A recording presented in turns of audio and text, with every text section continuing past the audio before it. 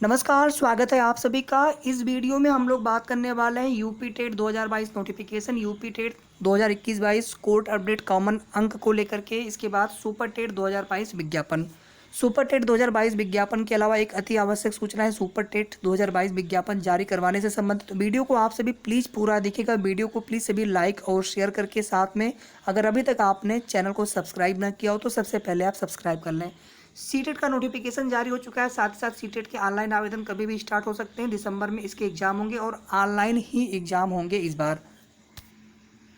और जो लोग सीटेट में किसी ऐसे आप इन फ्यूचर किसी आप ऐसी भर्ती का फॉर्म अप्लाई करेंगे जैसे DSSS या फिर KBS MBS जहाँ पर बीएड मांगा गया होगा, तो आप समझ लीजिए कि आपको जैसे जूनियर के लिए तो आप जो है बीएड ही आप एलिजिबिलिटी डालेंगे सीटेट के लिए। इस बात का आप ध्यान रखेंगे। अगर आपने BTC से सीटेट के लिए एलिजिबिलिटी डाल दिया, हालांकि सीटेट पे कहीं लिखा नहीं होता कि आप बीएड या फिर BTC के आधार पे आपने सीटेट का एग्जाम दिया, बट ये मेरा एक सजेशन है, बाकी आपको जैसा सही लगे। यूपी टेट 2022 नोटिफिकेशन को लेकर के ऐसे तो न्यूज़पेपर के माध्यम से यहाँ पे बताने वाले लोग बताते रहते हैं जुलाई में ही इसका नोटिफिकेशन आने वाला था, बट इसका नोटिफिकेशन आने में अभी समय लगेगा। इसका नोटिफिकेशन या तो अगस्त में आएगा या फिर सितंबर में भी आ सकता है, दोनों ही मंथ में, अगस्त में भी आ सकता है सितंबर में। अगर अगस्त में आया तो इसका फिर एग्ज़ाम जो है सितंबर लास्ट तक हो सकता है या फिर अक्टूबर में भी, यानी अक्टूबर आप मान के चलिए कि इसका एग्ज़ाम जो है डेट अक्टूबर के आसपास थोड़ा सा आगे पीछे हो सकता है। प्रिपरेशन आप सभी करते रहिए, क्योंकि ऐसा भी हो सकता है इस बार की यूपी टेट के कुछ प्रतिशत मेरिट में जुड़े जाएं सुपर टेट के साथ में, बिकॉज एकेडमिक हटाने पर विचार हो सकता है, क्योंकि एकेडमिक हटाने को लेकर के लगातार अभ्यर्थी जो है मांग कर रहे हैं, चाहे वो बीएड के हो या फिर BTC के हो।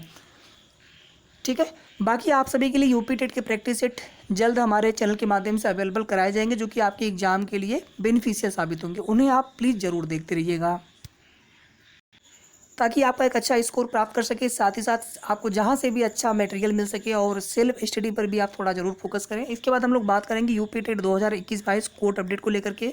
अगर आप यूपी टेट 2021 में शामिल हो, एक चीज़ और देख लीजिए, यूपी टेट 2022 या जो भी यूपी टेट या सीटेट का फॉर्म भरेंगे, अगर आप अपियरिंग है, मतलब आपका फर्स्ट ईयर कंप्लीट हो चुका है, आप सेकेंड ईयर यानी थर्ड सेमेस्टर में आप पहुँच चुके हैं या फिर फोर्थ सेमेस्टर में हैं, तो आप लोग बिल्कुल इसका फॉर्म भर सकते हैं। लेकिन अगर आप फर्स्ट ईयर में ही हैं यानी फर्स्ट या सेकंड सेमेस्टर में है तो आप इसका फॉर्म नहीं भर सकते, आप इसके लिए एलिजिबल नहीं होते हैं यूपी टेट के लिए।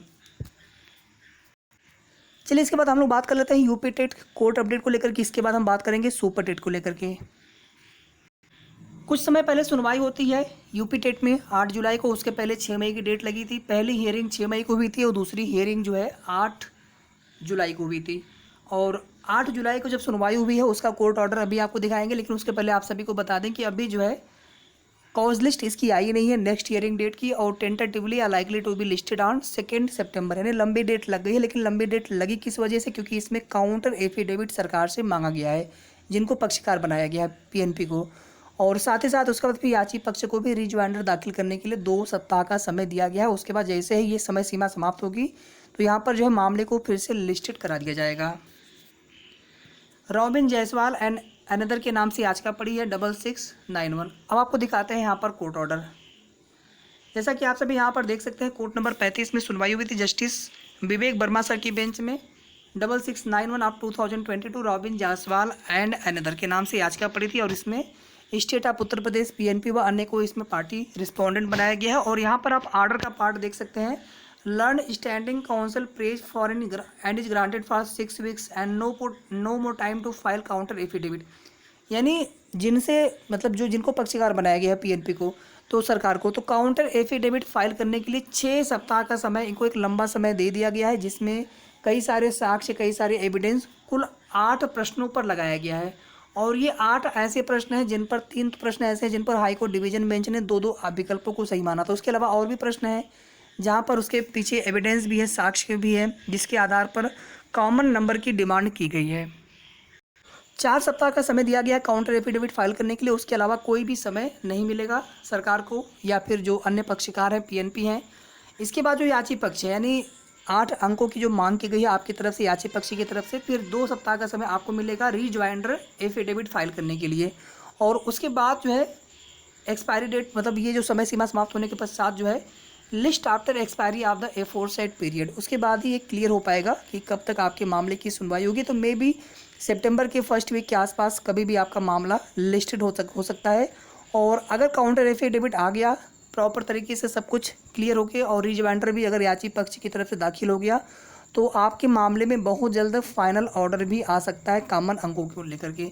मेरे हिसाब से कम आपको 3 कॉमन अंक तो दे देना चाहिए था पहले ही आंसर की में, बट ऐसा हुआ नहीं। पीएनपी महोदय की तरफ से कोई भी कॉमन नंबर, यानी जिन प्रश्नों पर हाई कोर्ट की डिवीजन बेंच ने ही ऑलरेडी कॉमन नंबर का फैसला दिया हुआ है, सिंगल बेंच ने तो 14 प्रश्नों को आपत्ति पर सही मानते हुए 14 कॉमन नंबर देने के लिए आदेश दिया था। उसके बाद सरकार जो है पीएनपी जो है डिवीजन बेंच में गए थे और 3 प्रश्नों पर फाइनली जो है कॉमन नंबर देने का आदेश आया था और एक दिन के बाद ही फिर संशोधित परिणाम भी घोषित कर दिया गया था।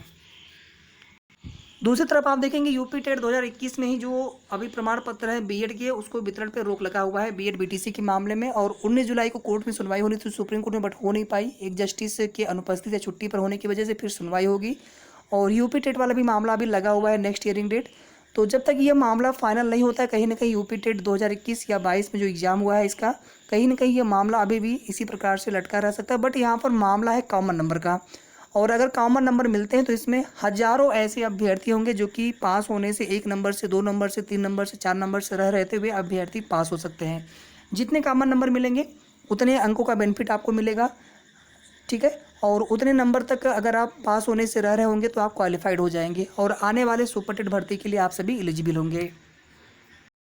बाकी आगे की जो भी जैसे भी अपडेट्स होगी आप सभी को हमारे चैनल के माध्यम से सही और ऑथेंटिक जानकारी मिलती रहेगी। वीडियो को आप लोग लाइक शेयर करके साथ में आप चैनल को सब्सक्राइब जरूर करके रखें। साथ ही साथ यूपी टेट 2022 विज्ञापन आएगा, उसके लिए तैयारी प्रैक्टिस सेट चलाए जाएंगे, उसको भी आप जरूर देखते रहिए। इसके बाद देखिए सुपर टेट 2022 की कोई भी संभावना 2022 में दूर दूर तक नज़र नहीं आ रही है और इसी को लेकर के 4 अगस्त को एक महाधरने का ऐलान किया गया है सभी अभ्यर्थियों की तरफ से मिलजुल करके कि 4 अगस्त को हम लोग एक महाधरना देंगे लखनऊ में, ताकि सरकार जो है एक नई प्राथमिक शिक्षक भर्ती का विज्ञापन अतिशीघ्र देने की कृपा करें। जिस प्रकार से बेसिक शिक्षा मंत्री जी ने बयान दिया था, प्रेस कॉन्फ्रेंस मीडिया को बयान दिया था, उस तरह से नहीं लग रहा है कि इस साल भी ये लोग विज्ञापन देंगे। फिर अगले साल का क्या भरोसा, 2020 से ही नोटिफिकेशन दे रहे हैं। योगी जी ने भी कहा था कि 69,000 शिक्षक भर्ती हो जाएगी, बेसिक शिक्षा मंत्री जी ने भी कहा था पूर्व वाले, लेकिन हुआ कुछ नहीं। 97,000 तो छोड़िए, एक भी पदों पर भर्ती का विज्ञापन आने की उम्मीद नहीं है 2022 में, बाकी कोई कुछ भी कहे। और दूसरी तरफ आप देखेंगे बीएड बीटीसी वाला जो मामला है उसकी वजह से भी जो है कहीं ना कहीं भर्ती प्रक्रिया या वैकेंसी आने में देरी हो सकती है, क्योंकि उसमें पता ही नहीं चल पाएगा बीएड को एलिजिबल करें कि ना करें। हालांकि ये मामला पूरी तरह से माननीय न्यायालय में है, जो भी कोर्ट का अंतिम आदेश हो, लेकिन अभी जो है सभी को अपने आप को एलिजिबल मानते हुए आपको तैयारी करते रहनी चाहिए। एडेड के प्राथमिक वाला आपने देख ही लिया कि उसमें अनुदानित सूची से बाहर निकालने का फैसला किया गया है उन विद्यालयों को जहां पर 30 से कम बच्चे हैं। इसी प्रकार से प्राथमिक की बेसिक का भी हाल आप सभी देख ही पा रहे होंगे। शिक्षकों की भर्ती आप करेंगे नहीं और बच्चे नामांकन कम होते चले जाएंगे। लोग नाम कटवा करके प्राइवेट स्कूलों में एडमिशन करवा रहे हैं बच्चों का। 4 अगस्त को महाधरने का ऐलान किया गया है, देखते हैं सरकार पर कितना प्रभाव पड़ता है इसका। तो ये कुल मिलाकर के महत्वपूर्ण अपडेट्स थी। वीडियो को आप सभी प्लीज़ लाइक शेयर कर दीजिएगा। साथ ही साथ अगर अभी तक आपने चैनल को सब्सक्राइब ना किया हो तो सबसे पहले सब्सक्राइब कर लें। धन्यवाद।